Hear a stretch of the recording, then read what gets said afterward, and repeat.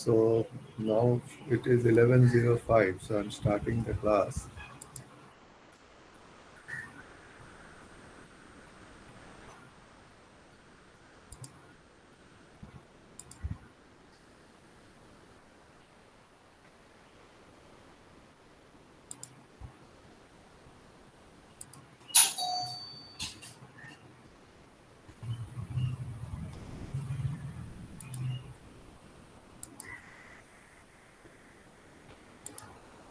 So now I hope you will be able to see the file.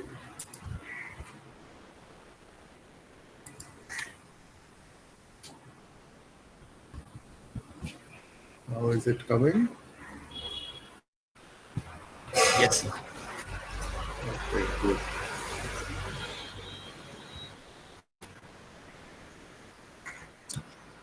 So today I am going to discuss about two different techniques which were very approximate techniques of, I will not say field calculation, but field approximation. That means to give an approximate idea about the field distribution.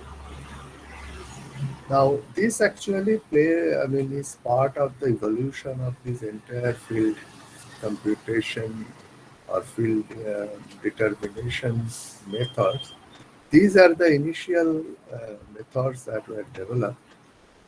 Now, in these methods, two methods, you cannot get the value of the electric field with very high accuracy. But what you can get is you can get a very clear idea about the distribution of the field, where the field intensity will be high, and if you want the capacitance of the system, you can get an estimate with about 5 to 10% accuracy. So at some point of time, not now, earlier, these methods were quite useful. Of course, later on, the numerical techniques have come, and nowadays we naturally go for numerical techniques. But what we are going to discuss in this particular today's class is, one is experimental field mapping and the other one is graphical field mapping. Now, what is experimental field mapping? Let us first look into it. Now, this method of experimental field mapping is actually based on the analogy of the stationary current field with the stationary electric field. So I repeat, there is an analogy between stationary current field with stationary electric field, which is given in table 2.1, that is this one, where this analogy is shown. That means in static electric field,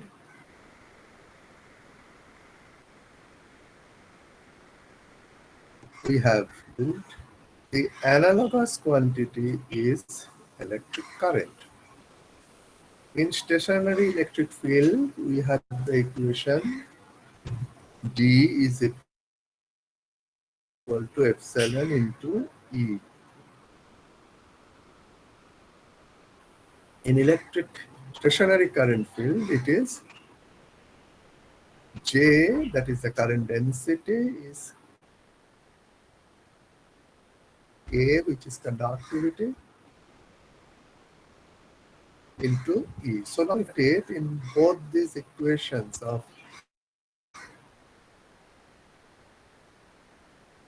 static electric field density, on the left hand side we get, in this case it is flux density, which is like the analogous quantity is electric current, and therefore this is electric current density. And the material property which are analogous in these two cases are obvious from this equation of the previous row, that is dielectric constant, which means the permittivity, and volume conductivity.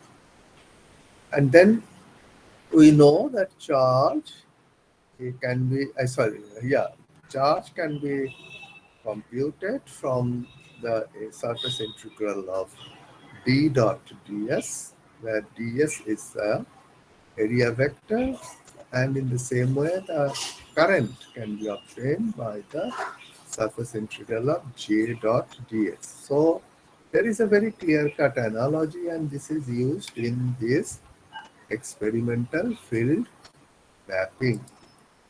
Now here what is being stated is that if the medium between the two electrodes is isotropic, now you probably know what is called an isotropic medium.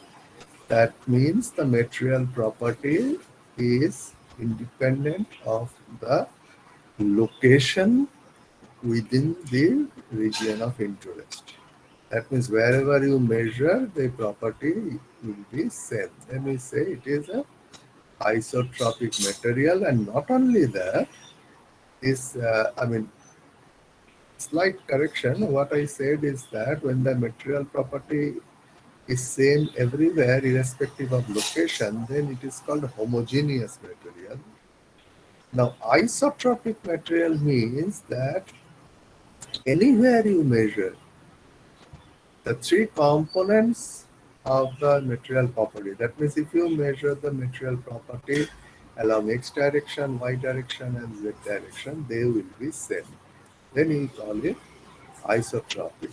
But in some material, this is not the case. As for example, I can give you the example of cold rolled steel, where the permeability of the material along the direction of rolling and in normal direction is completely different, and therefore cold rolled steel is not isotropic, it is an anisotropic material. Now,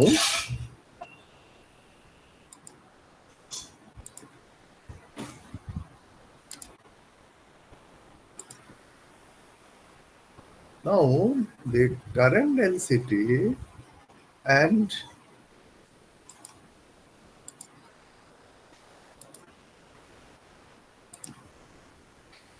the current density in stationary electric field and the electric field intensity and the electric flux density will be in the same direction.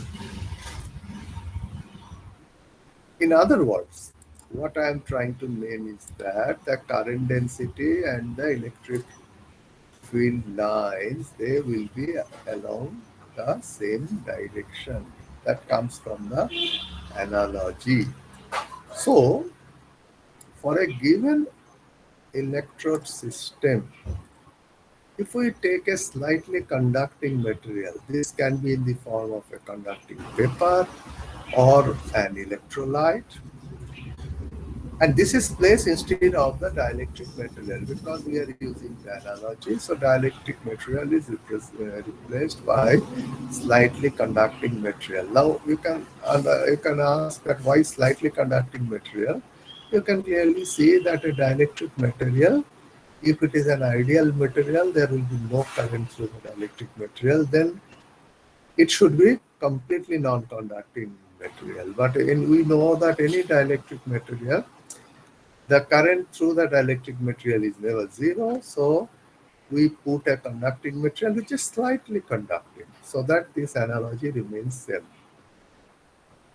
Now, this is an important statement that if we travel along a line through an electric field and measure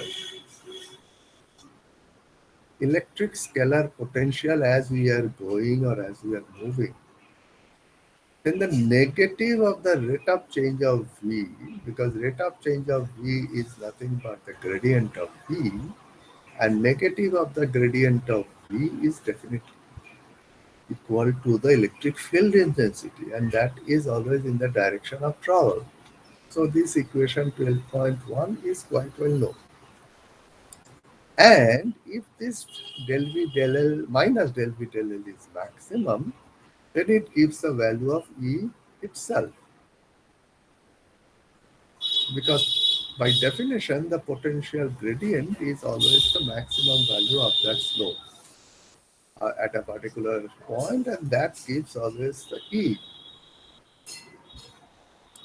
And there is an interesting observation. If the electric potential does not change with position, that means as we are moving and as we are measuring the potential, if the potential doesn't change, then the path of travel becomes equipotential and it will naturally be at right angles to the electric field.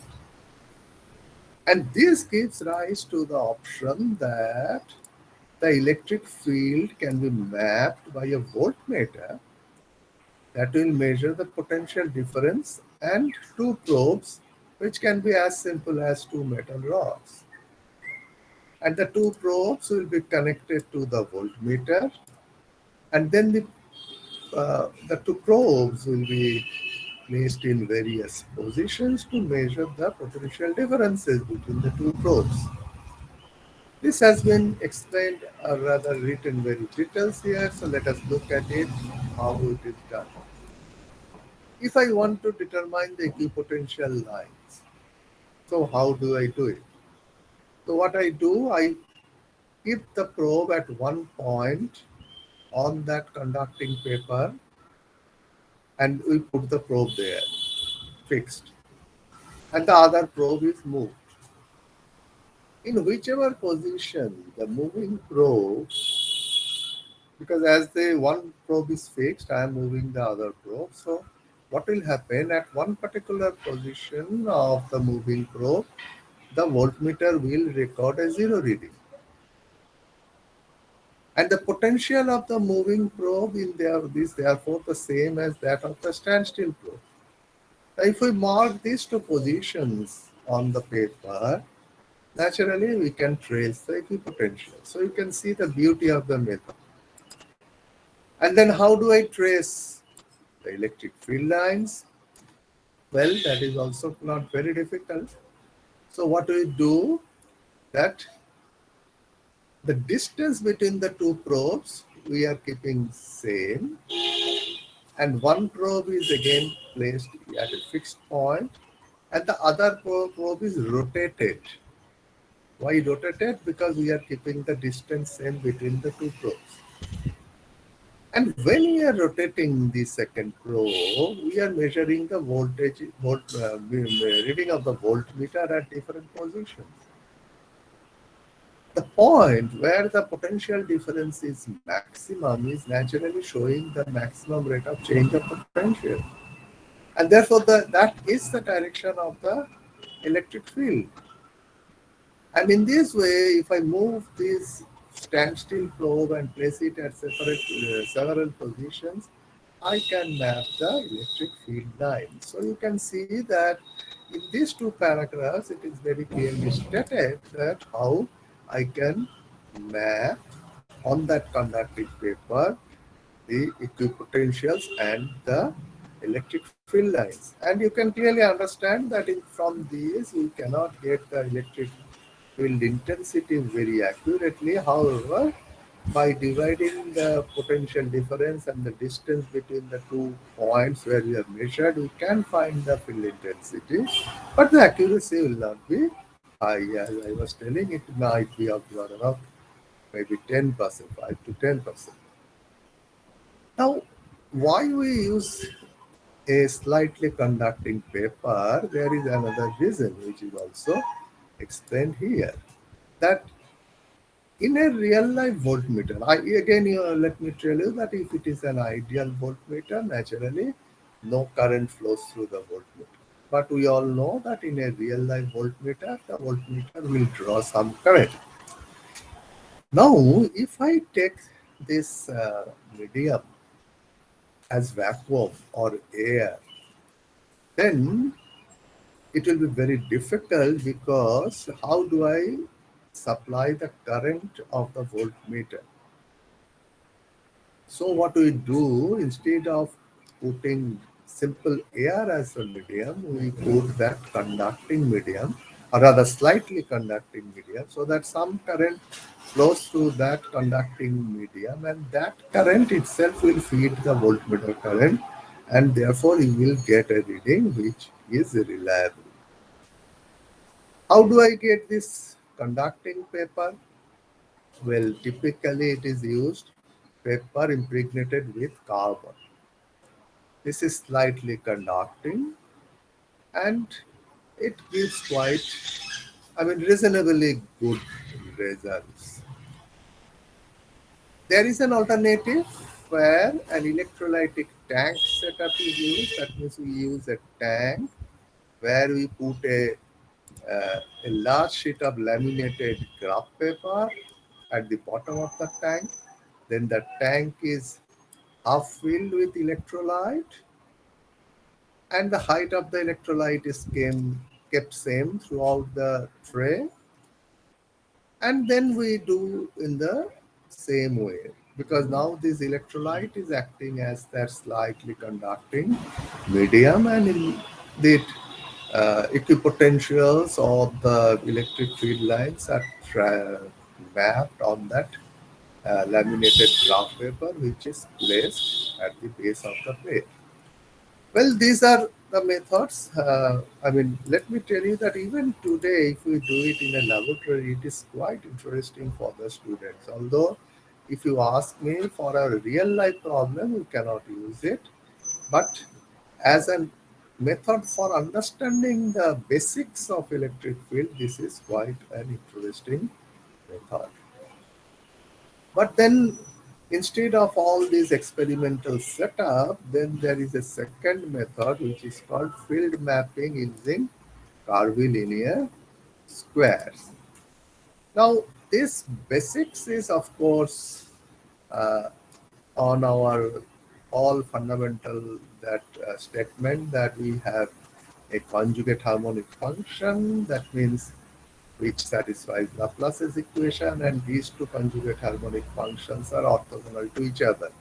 And naturally, I have explained in my last class that these two are nothing but the equipotential and the electric field lines.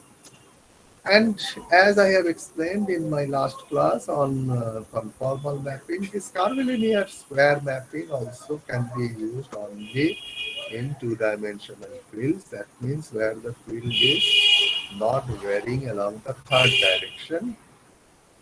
Only in those cases it can be used. And again, just like the experimental mapping, this mapping is also good for visualization of the field distribution, but may not be so good if you want the exact results. Now, typically, what is a curvilinear square? Curvilinear square is, of course, a planar geometric figure, but it is not a true square because its sides are, its four sides are slightly curved and unequal. But as we reduce the dimensions of the curvilinear square, it will become a true square. This is what the concept of a curvilinear square. Now, the field map uh, actually we get using this curvilinear square, as I have already said, gives a very good understanding and behavior of the field of the electric field that we are going to study. And again, this theoretically, these are based on Cauchy-Riemann relations that I have already said that they are conjugate harmonic functions and etc. But I am not going into all that. What we are going to explain is what are the foundations of the field mapping. The construction of the field map is based on some significant features of electric field as I have written below. What are those? Let us look at it. So, one, a conductor boundary is one of the equipotential, which is quite acceptable. Number two, equipotential and electric field intensity, which is also same as, as far as direction is concerned, same as electric flux density. They are normal to each other. As a conductor boundary is equipotential, Hence, electric field intensity or electric flux density vectors will be perpendicular to the conductor boundaries, which is also basic field theory.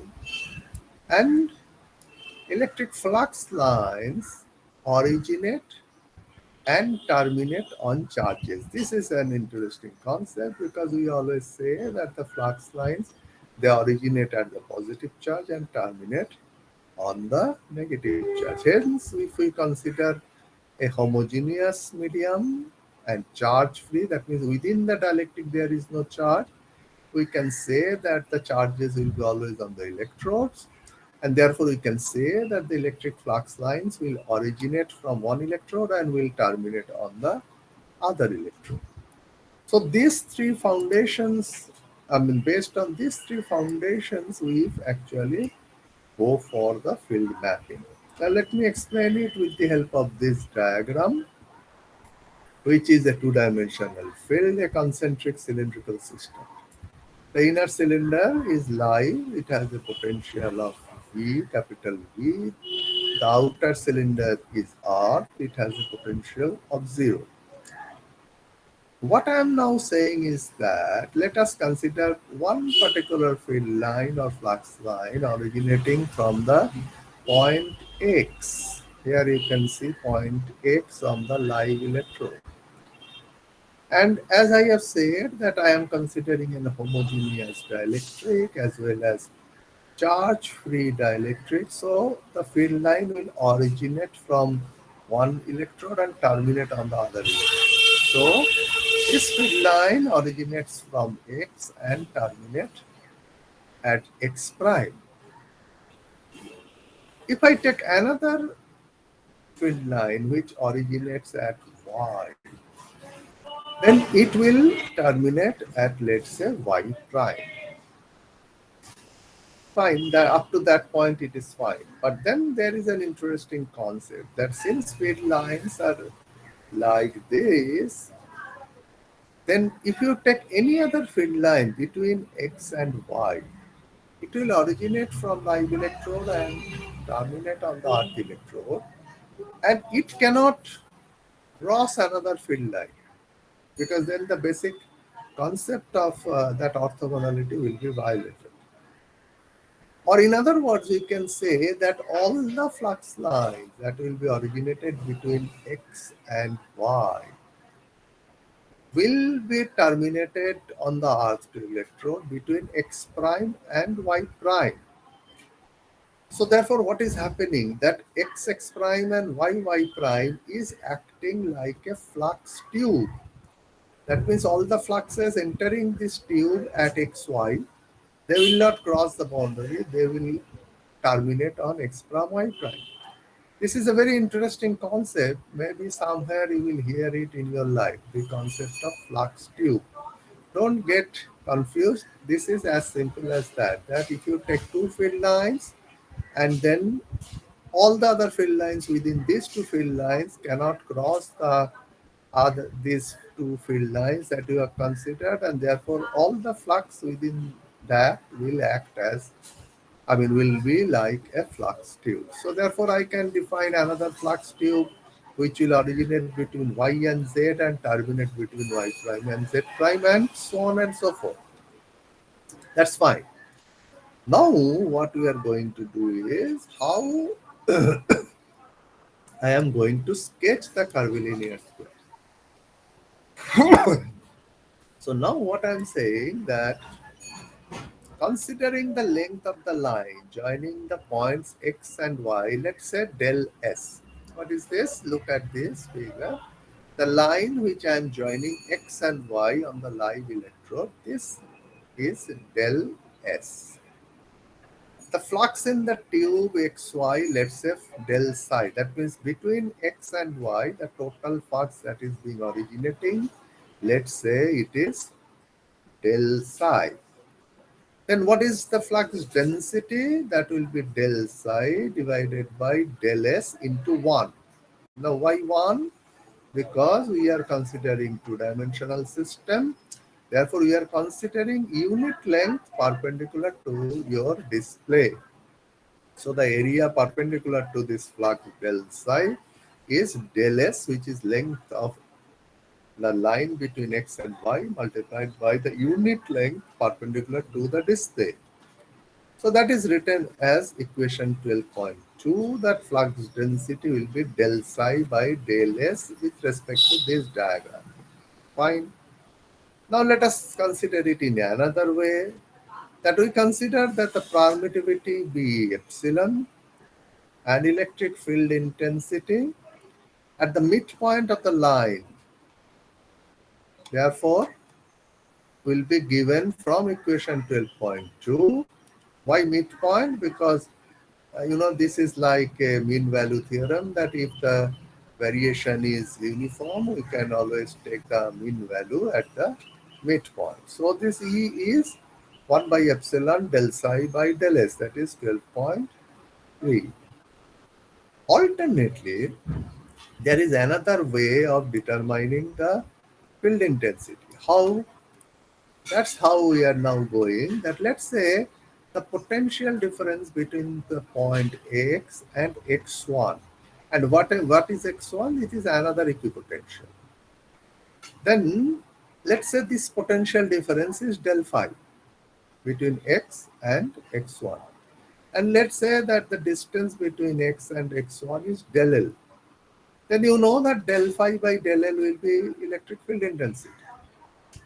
So that is here equation 12.4. And now if I consider del S and del L to be small, then I can say they are equal, and I write equation 12.5. That means equation 12.3 is equation 12 is equal to equation 12.4, and then we write that del L by del S is equal to epsilon into del phi by del psi. For sketching the field map, we are considering homogeneous dielectric having a constant permittivity, constant amount of electric flux per tube, that is del psi we are keeping constant, which is, it is like that we are taking these lengths between x and y same along the entire live electrode, then I can safely assume that this flux will be same. So we are assuming that constant amount of electric flux per tube and constant potential difference between the two consecutive equipotentials. So this is another, we are trying to map it in this way, that this, what is being stated here, again you read, constant potential difference between two consecutive equipotentials. That means here you can see phi is equal to V is the electrode, then one equipotential, one circle, another equipotential, another circle, and the potential difference between two consecutive equipotentials, we are saying that we are keeping that same. If I do say that, then if this del phi and del psi, if they are constants, epsilon is also constant. So what happens is I can say that this del L by del S remains constant. Or in other words, the ratio of the distance between field lines as measured along an equipotential and the distance between equipotentials as measured along a field line must be maintained constant and not the individual length. This is the important point. That means we are not keeping del L and del L equal to constant or del S equal to constant. What we are keeping is this ratio constant. That means if I go back to the figure, what is del L? Del L is the distance between two equipotentials, that is x and x1. What is del S? It is the distance between x and y. So we are keeping only this ratio constant. We are not keeping the individual lengths del L and del S constant. Now this constant is an important quantity. So you can always ask that what should be this constant. And the most commonly we take this constant as unity. That means we take del L is equal to del S. So that's what here is written here. And if we do that, then this field map that we are generating is actually curvilinear squares. So uh, what is important here is written another point here. Just see the product of electric charge and electric potential difference is the energy of the electric field. It is very well known. And we also know that electric charge and electric flux has a one-to-one correspondence, particularly in the SI unit system. That means we know that 1 coulomb of charge produces 1 coulomb of electric flux. Therefore, if we have a field map and if del psi and del phi they are kept constant, therefore their product will remain constant and therefore energy of the electric field remains constant.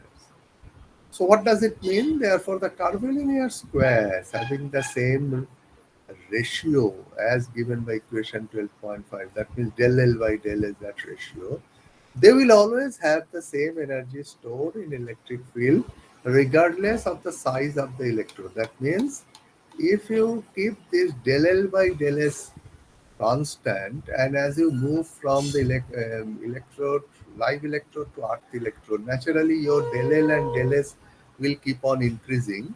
But if you keep this ratio constant, then in each curvilinear square the energy will remain the same. So construction of the curvilinear square field maps. So what is being done? The field lines and the equipotentials are typically drawn on the original sketch, which shows the conductor boundaries. That means the sketching is started with the conductor boundaries. Then arbitrarily one field line is begun from a point on the surface of the more positive conductor with a suitable value of del L, and in equipotential is drawn perpendicular to the field line with a value del S by del L, which is something like this. I repeat that I take the point AX and then I move perpendicular to the conductor, take a small uh, length del L, and I identify the point X1. Then what I do, I take a small length del S and I identify the point Y, and again I move perpendicular to the conductor and I identify Y1, and then I join X1 and I1, and that becomes my first equipotential. Then what I do, I take from Y to Z another point and keep del S constant, and then move perpendicular to the conductor and I identify the point Z1 and I join Z1. In this way, and the entire first equipotential is drawn. Then I take the point X1, which is on the first equipotential, and I move along this, perpendicular to the equipotential, and I take this distance between x1 and y1. Now it becomes my del S, and this del L by del S, this ratio must remain constant. So whatever ratio this del L by del X, that is the distance between x and x1 and x and y, this ratio I know already. So I have calculated, now I can calculate the distance between x1 and y1. Then this ratio remaining same, I find out what should be del L. So I find the point x2. Similarly, from y1, I move perpendicular to the equipotential, I find the point y2. Then from z1, I move along perpendicular to the equipotential, I find z2, and I draw the second equipotential. In this way, I gradually move towards the earth electrode and keep on drawing the equipotentials and, of course, the field line. So when I have drawn enough number of equipotentials, you will see that you have prepared the field map. This is a very interesting way of preparing the field map. You can try it with a graph paper at your home. This is very, very nice way of drawing a field. In fact, I have done when I was a student, uh, because that time there was a computer, so we did it on the field map, and it was really, really, I mean, I must say it was very, very exciting. But as one thing I have to say that construction of a satisfactory field map using curvilinear squares is a trial and error process. There is no hard and fast rule, and it involves continuous adjustment as and refinement. So the field map is fine-tuned through successive subdivisions to form a dense field map. That means initially we draw a field map which have relatively larger distances of del L and del S, and then we can subdivide to form a denser field maps. So this is only one thing which you will be able to understand if you do it yourself, that how beautifully this can be done. But then one question that we have to answer is, I earlier told that we can estimate the capacitance from the field map. The how? That's of course I have to answer. Well, let us look at this, that we all know that capacitance is Q by V, where Q is the charge on the conductor and V is the potential difference. Now, applying Gauss's law on a Gaussian surface enclosing the conductor having more positive potential, Q will be naturally equal to psi, where psi is the flux coming out of the conductor, because there is an 1:1 relationship between charge and the flux. So we can say that capacitance can be calculated by flux divided by the potential difference. Now, if I take an isolated curvilinear triangle, it is something like this, that on the equipotential, the flux is del psi, the distance is del s. Along the field line, the potential difference is del phi, the distance is del l. So what do you do? To calculate the capacitance with the help of curvilinear rectangle, when we are saying rectangle, this del L is not equal to del S, because I said this ratio has to be maintained constant. If I make this ratio 1, it becomes curvilinear square. If you take any other value, it will become curvilinear rectangle. So let the flux through this be del psi and the potential difference is del phi. Then we can always say that the flux density may be assumed uniform, so that this E into del S into 1 that I was telling multiplied by epsilon, that will be equal to the flux density, because epsilon into D is the flux density. Then electric field intensity and electric potential difference, we know that del phi will be E into del L. So therefore, if we substitute, I get this del psi is epsilon into del S del phi by del L. So therefore, from here, if you take del psi by del phi, that becomes del C, that is a small capacitance. What is that? It is the capacitance of the small curvilinear rectangle. That is del psi by del phi, that is here.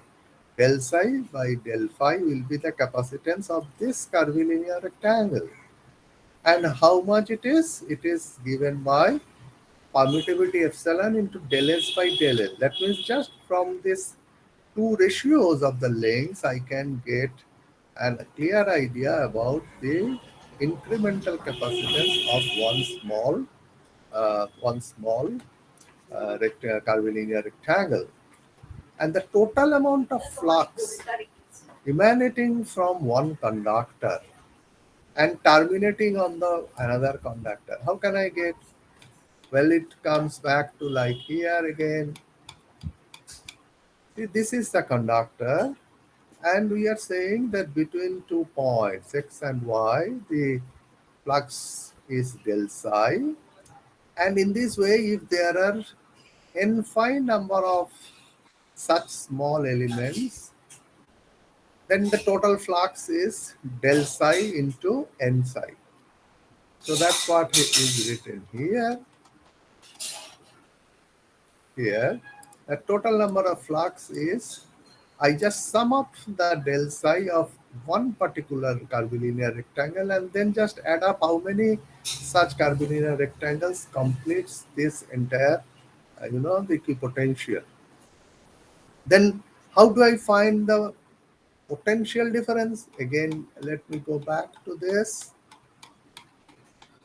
Yeah, here. Now, if you take the line x and x prime, the potential difference is V. But now I can do it in this way, that the potential difference x and x1 is del phi. So if I keep on adding all these potential difference for how many rectangles, let's say I have infinite number of rectangles in the radial direction, that means in the field line direction. So there are infinite number of such rectangles in the along the equipotential direction, and there are infinite number of rectangles along the field line direction. So if I add the potential difference for the infinite number of rectangles, I get the potential difference V. So that's what it is written here. So V is nothing but N phi into del phi. Of course, we assume that del phi is same between two consecutive equipotentials. So therefore, capacitance per unit length between the two conductors, then how it will be given?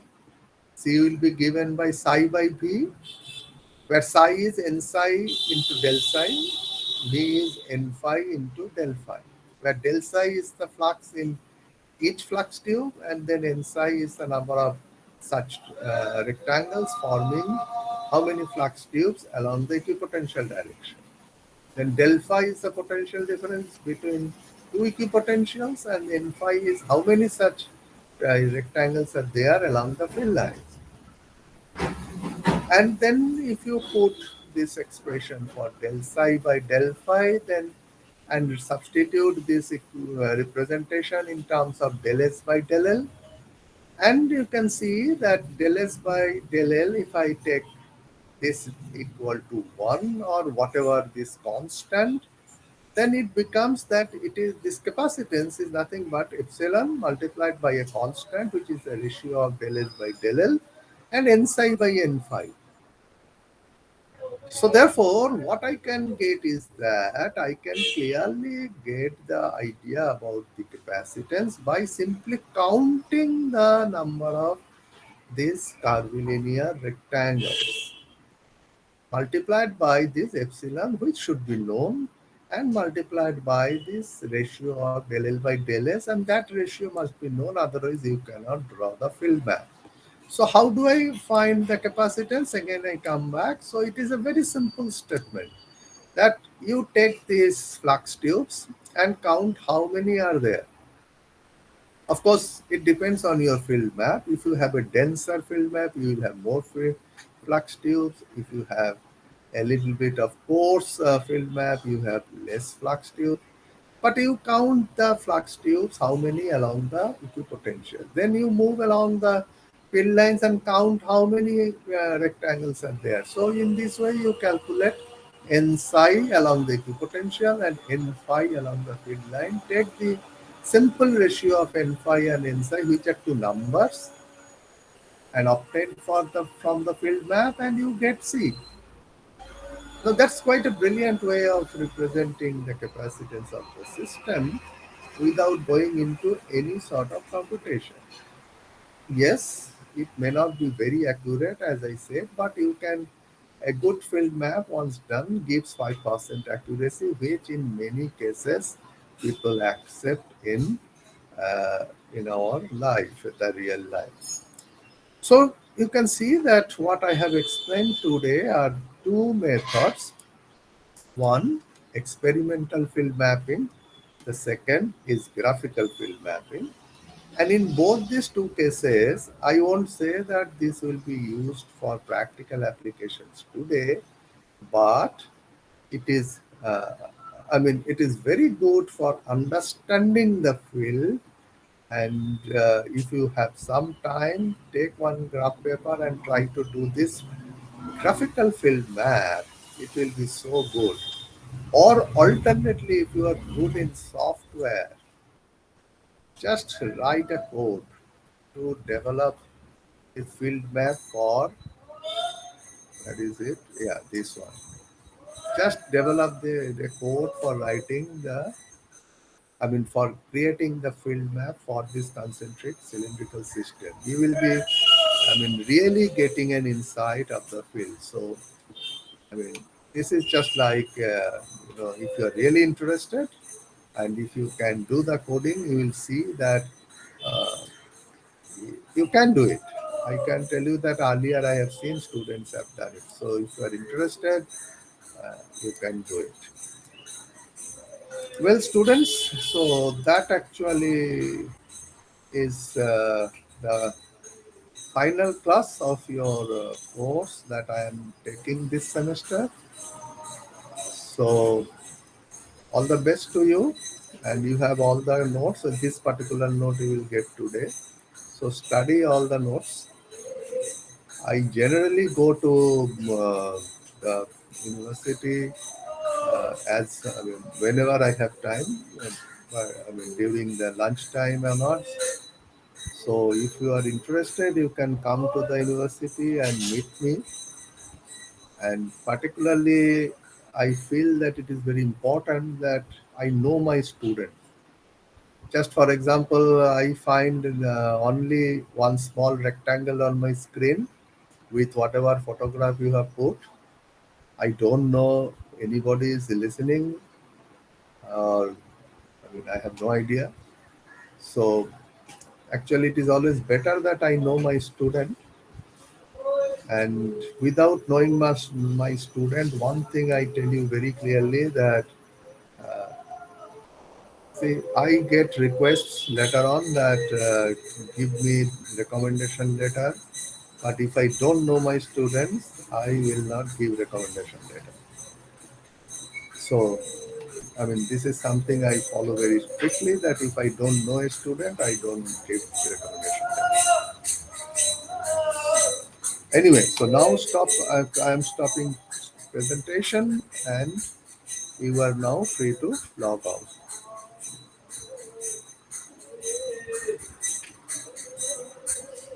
Thank you, sir.